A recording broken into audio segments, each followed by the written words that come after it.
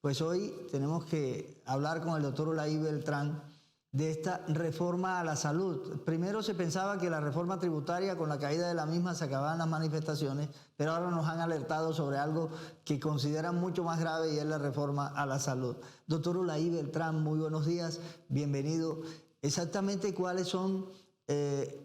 los pecados de esta reforma a la salud, o las virtudes que tenga, o qué pecados y qué virtudes, cómo podríamos arreglar este lío en el que estamos todos los colombianos en materia de reforma, especialmente a la salud. Buenos días, doctor Olaí. Buenos días, Alberto. Me quedan 2 minutos del tiempo que había dispuesto para ustedes, y en 2 minutos un análisis resulta ser absolutamente incompleto frente a tu pregunta. Pero lo que podemos decir es que esta reforma, que pretende desarrollar la ley estatutaria de salud y que igualmente se presenta como el mecanismo para darle sostenibilidad financiera al sistema de salud colombiano, no logra ninguno de los dos objetivos a través de su contenido ni de su sentido, porque precisamente no permite que todo lo que se estableció en el año 2015 a través de la sanción de la ley estatutaria de salud, que definió el ámbito del derecho fundamental a la salud de los colombianos, se pueda garantizar de tal modo que un colombiano pueda de manera expedita acceder de manera oportuna, con calidad, a los servicios de tipo hospitalario o ambulatorio para fines diagnósticos o terapéuticos. Cuando esto no se logra conseguir con una reforma, ni se logra mejorar la condición laboral a la que están sometidos de forma precaria los trabajadores del sector, tanto en lo público como en lo privado, sino que le permite perpetuar los inconvenientes que hoy tienen respecto a remuneración, respecto a vinculación y respecto a contratación, igualmente no se garantiza entonces que es una verdadera reforma a la salud. Cuando no hay garantía para que los prestadores de servicios de salud, sean públicos o privados, reciban oportunamente la remuneración por los servicios prestados, garantizándoles de esa manera que no va a caer en iliquidez o insolvencia, entonces igualmente la reforma no es lo que se está vendiendo como la recuperadora de la sostenibilidad financiera. En síntesis, es una reforma que obedece a un programa de gobierno de un fallido candidato a la presidencia, en su momento el doctor Germán Magalleras, que ha sido presentado 2 veces por parte de la bancada de Cambio Radical con el apoyo del gobierno, colocándole sentido de urgencia al trámite a través del mensaje correspondiente, pero que definitivamente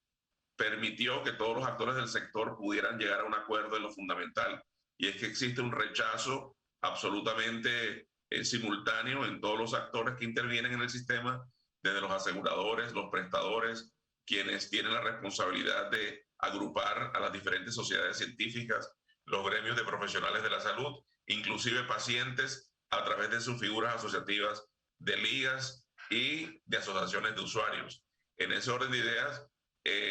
existe una carta radicada en el Congreso de la República, firmada por 230 organizaciones y 1.060 personas, que solicitan el archivo del proyecto por inconveniente, por inconsistente, por inconstitucional, por ser una mejora que no cumple las expectativas del ciudadano colombiano, y que igualmente no alcanza a hacer lo que se pregona a partir de su título. Y ya se está empezando a acompañar la solicitud de archivo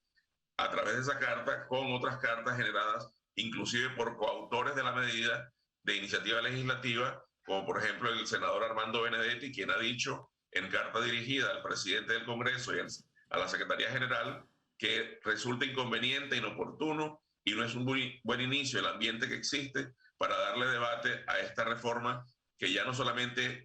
tiene el alcance como la tributaria de afectar el bolsillo de los colombianos, sino afectar un derecho fundamental como es la salud, y directamente la vida de quien resulta perjudicado a partir de normas que no cumplen con la expectativa que el ciudadano tiene como aspiración legítima, como es proteger su salud y ser atendido oportunamente cuando tiene la necesidad de ser atendido. Sí, abuso de su tiempo porque sé que ya nos va a dejar, pero ¿qué pasa con el usuario que tiene una EPS, que está pagando hoy una seguridad social de un precio módico? ¿Qué va a pasar con ese usuario y cómo va a ser para acceder al sistema? Bueno, existe toda una serie de versiones alrededor de lo que ha sido el análisis ligero de lo que es el contenido de la norma. Sin embargo, la norma que se propone. Sin embargo, hay un análisis del articulado, artículo por artículo, que demuestra la inconveniencia de lo que se está planteando como texto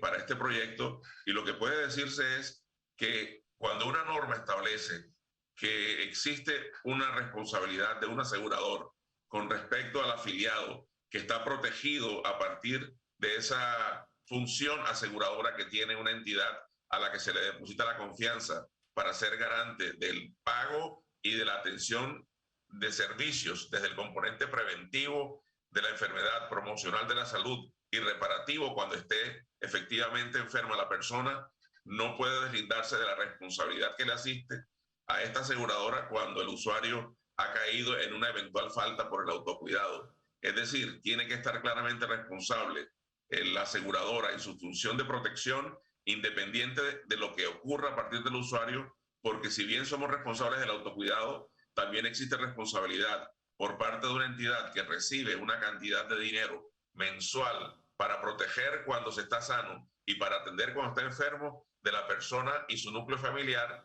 cuando ocurre el evento de salud al que efectivamente el usuario tendría derecho a recibir la atención correspondiente porque es un derecho fundamental establecido en la ley estatutaria de salud. Si se le quita un ápice de intensidad, de protección, de valor a lo que establece la ley estatutaria de salud, que definió el ámbito del derecho fundamental a la salud de los colombianos, entonces esta ley que se propone estaría en contravía,